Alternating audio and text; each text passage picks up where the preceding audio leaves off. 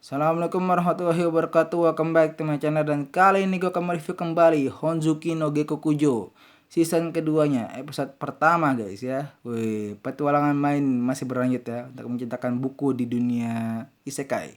Mampukah main menciptakan buku di dunia isekai? Kita bahas ini dia. Yang pertama, persiapan main ya. Di sini kita diperlihatkan bagaimana main. Maaf, mic kita di mana? Iya. Kita diperlihatkan bagaimana main mempersiapkan dirinya untuk menjadi seorang pendeta di gereja tepatnya ya. Dimana ya persiapan sederhana sih, mungkin lebih tepatnya persiapan fisik ya, karena persyaratan dari main semuanya disetujui ya. Ada 3 persyaratan penting yang dibuat oleh main dan keluarganya yang disetujui oleh pihak gerejanya. Yang pertama adalah dia akan menggunakan baju jubah biru, yang artinya dia akan diperlakukan oleh kebangsawan ya. Ya karena kalian tahu yang kalau jubah abu-abu itu ya kayak dibully gitulah ya intinya. Terus habis itu yang kedua, dia juga boleh pulang pergi ya karena dia punya fisik yang lemah, dan itu juga disetujui. Ya itu wajar sih disetujui ya, karena ya mungkin pendetanya juga ngeliat kalau sesi main tuh kadang-kadang suka kecapean gitu kan, bahkan ngelilingin tempat aja suka capek gitu ya. Terus habis itu yang terakhir ada persyaratan di mana dia masih boleh terdekat dengan perserikatan dagang ya. Di sini ini poin penting ya guys ya, karena mungkin main takut kehilangan penghasilannya ya, karena kita tahu kalau udah terikat sama di sana ya dia nggak boleh dagang gitu. Tapi akhirnya main pun disetujui ya, karena mungkin memperhitungkan apa namanya sih, semacam kayak udah dipertimbangkan mempertimbangkan keluarga yang main yang memang kurang mampu, akhirnya ya mungkin disepakati lah yang itulah, dan akhirnya pun main pun mendapatkan keuntungan besar ya dari semua persyaratan yang sudah disetujui oleh pihak gereja. Dan akhirnya pun main tinggal mempersiapkan mentalnya dia ya nanti di sana ya, karena sepertinya akan cukup berat nanti ya. Masih ada di video ini kok, tenang aja, oke. Terus habis itu ya dia pun menyampaikan kepada Tuan Beno ya, si Beno, dan akhirnya Beno pun bilang ya yang penting si kepala ini udah setuju, udah ngerti apa mau kita, dan ya akhirnya ya udah ya pokoknya sama-sama paham lah. Jadi akhirnya ya kita bisa tetap melanjutkan dagang ini ya tanpa ada masalah sama sekali. Jadi gitu guys ya. Wih, main ya hebat sekali deh itu ya. Kemudian ada persaingan dagang ya. Setelah membahas soal membahas soal yang tadi ya dengan si Beno, singkat cerita akhirnya main pun membahas soal masalah dagang ya dengan Beno ya. Ya karena kan udah disetujui ya, jadi dia ngebahas tentang ikat rambut dan segala macam ya. Yang uniknya di sini adalah saat main sedang ada di dekat sebuah ruang makan, apa dapur itu ya, ruang makan kayaknya sih. Di situ dia sedang bawa kue bolu, dan si Beno pun langsung memarahi main dengan bilang, "Woi, lu ngapain di sini, Cil?" Iya. Terus habis itu main bilang, cuma bantuin doang kok ya." Dan begitu si Beno nyobain bulunya, si main bilang, "Gimana, enak kan?" Terus si Beno langsung bilang, "Kamu mau jual produk seenak ini ke Frida?" Terus si main bilang, "Beno-san, apa kau pikir aku ini ditipu oleh Frida?" Terus si Beno ya kayak diem gitu, terus ya dia kayak masih kesal-kesal gitu guys ya, karena ya produk yang main itu kan berharga semua guys ya, kan saya ada ikat rambut, meskipun ya kalau mungkin orang-orang zaman sekarang kan kesannya rese ya, saya bukan rese, kesannya sepele. Nah tapi kalau saya bagi mereka yang di zaman lampau dan isekai ya, itu pasti akan menjadi barang-barang berharga ya. Ya bayangannya ya kue bolu kalau di sini ya paling harganya 10.000 ya. Kalau di sana bisa berapa tuh guys? Ya mungkin bisa 3 keping emas besar kali ya. Karena ya saking enaknya gitu guys. Emang ini dasarnya. Belajar dagang sama siapa lu, Dek? Cina Glodok. Jago banget dagangnya. Iya, apa sama orang Padang. Iya, keren banget dagangnya ya. Pintar sekali nih orang meraup keuntungan ya. Emang sesuai dengan motonya ya. Mencari untung di mana saja, kapan saja, dan pada siapa saja ya. Emang parah sekali ya. Dan di sini akhirnya ya parah keren gitu. Setengah keren, setengah kesal juga sih sebenarnya ya. Dan di sini akhirnya di si Beno pun kayak nantangin gitu. Dia bilang kayak, "Tunggu sebentar. Maksudmu aku cuma butuh gula dan juga chef yang handal? Oh gitu, dia tinggal ngelatih sama beli maksudnya ya." Itu sih gampang ya, dan akhirnya pun si main di sini bilang, "Wah, Beno kayak udah ini nih kayak terpikat gitu loh, kayak pengen gitu loh untuk mengikuti, untuk ikut saing juga di dunia kuliner gitu guys, dan akhirnya dia merencanakan untuk membuat oven sendiri gitu guys ya. Dan si Ben pun langsung kayak berpikiran mau bikin restoran Italia.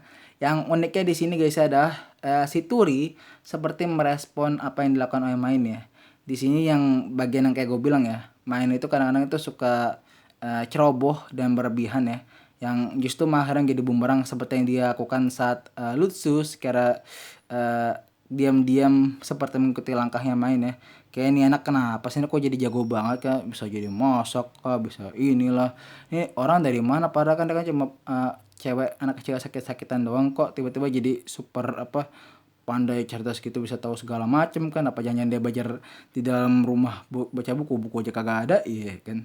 Jadi ya sikap cerobohnya Main ini akhirnya eh, ter mulai sedikit terusik ya si Turi ya, dengan sikap dengan sikap-sikap Main yang seperti berlebihan ya, terkesan dia kayak tahu semuanya gitu ya.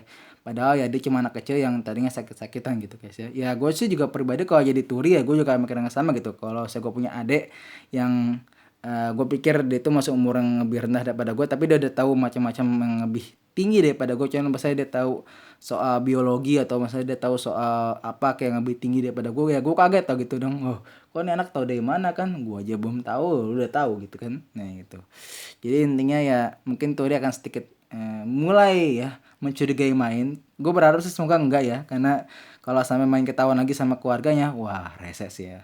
Ini udah bener bakal lebih rese karena keluarga ini udah pasti udah berbeda sikapnya kalau sama temen ya. Dan yang terakhir, Main diterima menjadi seorang pendeta guys ya. Akhirnya Main pun singkat cerita ya, berganti hari, Main pun akhirnya datang ke gereja untuk mempersiapkan bukan pembaptisan sih ya, penerimaan ya. Penerimaan dia menjadi seorang pendeta di sana, dan akhirnya dia pun singkat cerita akhirnya dia pun kayak melakukan sebuah ritual, dan akhirnya selesai ritualnya. Ritualnya sih kayak menceritakan tentang dewa dewi ya. Kalian bisa tonton sendiri, panjang ya soalnya guys.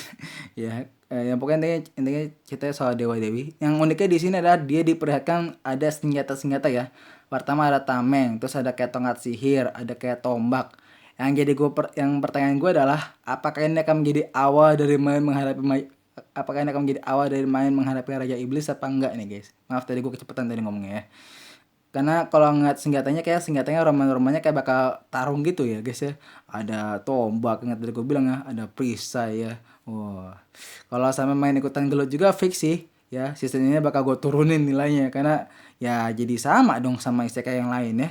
Kalau misalnya dia tarung sih, apalagi kan Main kan punya mana ya, yang nanti kan gue bahas, nanti coba gue bahas di episode di video yang berbeda, yaitu adalah apakah Main itu mana itu adalah sebuah kekuatan, apakah mana yang Main itu adalah sebuah kekuatan atau sebuah penyakit ya. Ya, pelahap yang Main ya. Nah, akhirnya pun dia diterima, singkat cerita dia diterima, dia mendapatkan 3 pengawal atau pengikut ya. Yang pertama ada Fran, orang yang terlihat seperti setia dan baik ya. Meskipun sebenarnya gue merasa kayak dia ini adalah salah satu bagian dari si kepala kepala agung di sana ya. Maksudnya masih anak buahnya, karena kan sebelum penerimaannya Main, maksudnya sebelum ritual itu, sempat ada pembicaraan antara si imam besarnya itu sama si apa namanya, sama si kepala agungnya ya.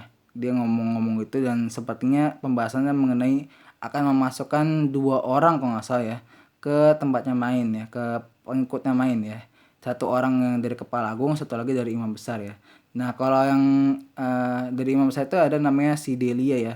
Dia ada seorang anak kecil berambut merah, anak kecil gadis berwarna merah yang seumuran dengan Main ya, 8 tahun.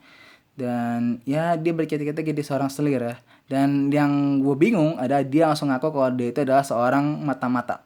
What? Harusnya tunggu dulu gitu loh momennya gitu loh, biar lebih enak gitu. Kok ini udah ngaku gitu loh guys ya. Kan jadi nggak asik gitu, kayak kurang serk gitu. Terus habis itu ada lagi pengikutnya yang namanya Gil ya.